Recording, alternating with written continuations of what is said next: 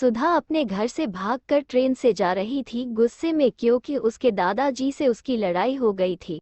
उसके दादाजी उसको बाहर आने जाने से टोकते रहते थे, बाहर जाने से घूमने फिरने में रोक टोक करते थे। उसको घुटन लगने लगी थी अपने ही घर में, इसी से ऊब कर वो घर छोड़कर भाग रही थी।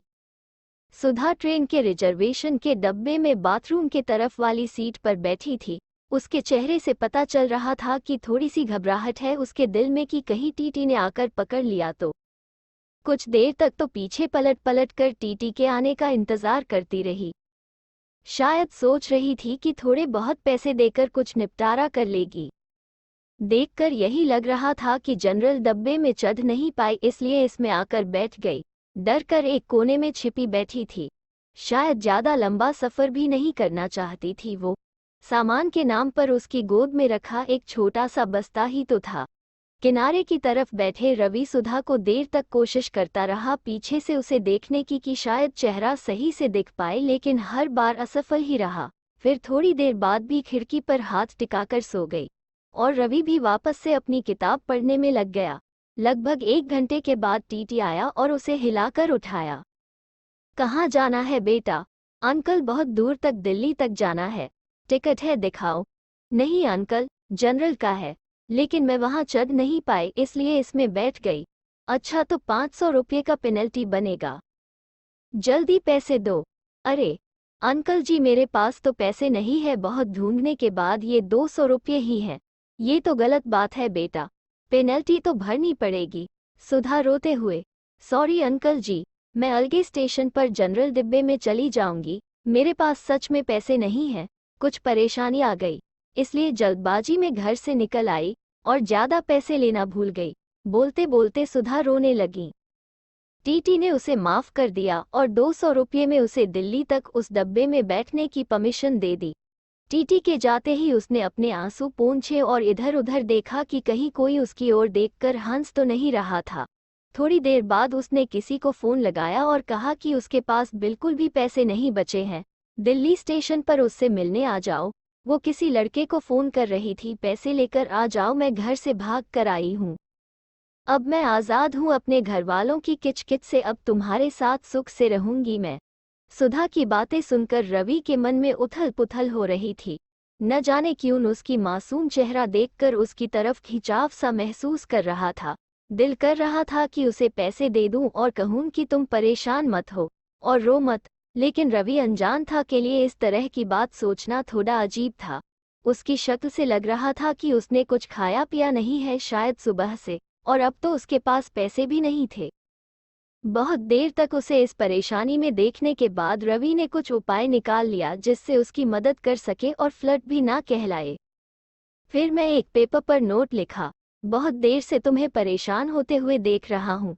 जानता हूँ कि एक अनजान आदमी हूँ, हम उम्र लड़के का इस तरह तुम्हें नोट भेजना अजीब भी होगा और शायद तुम्हारी नज़र में गलत भी, लेकिन तुम्हें इस तरह परेशान देखकर मुझे बेचैनी हो रही है, इसलिए 2000 रुपये दे रहा हूँ। तुम्हें कोई एहसान न लगे इसलिए मेरा एड्रेस भी लिख रहा हूँ। जब तुम्हें सही लगे मेरे एड्रेस पर पैसे वापस भेज सकती हो। वैसे मैं नहीं चाहूँगा कि तुम वापस करो।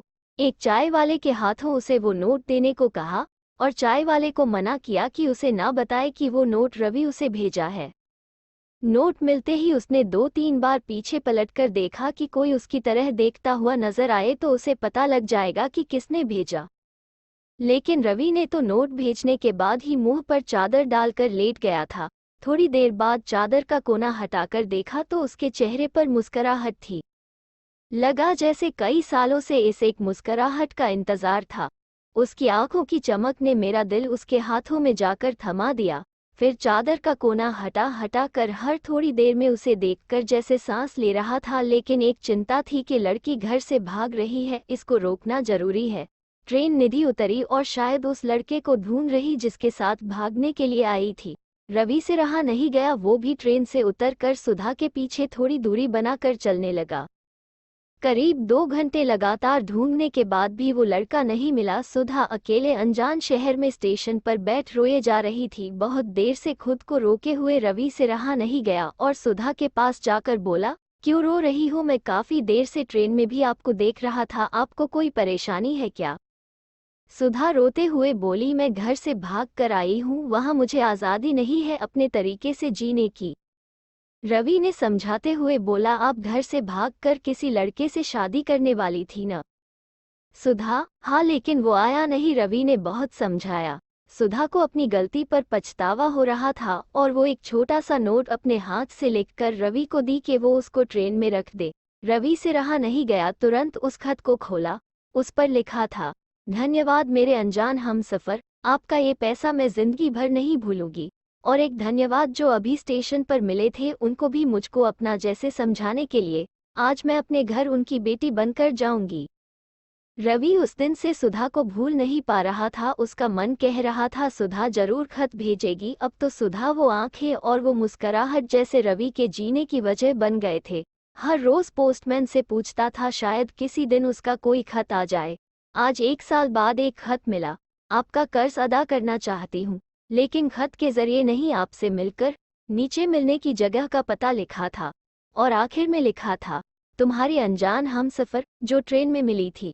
कहानी पसंद आए तो कृपया चैनल को लाइक, शेयर और सब्सक्राइब करें। धन्यवाद।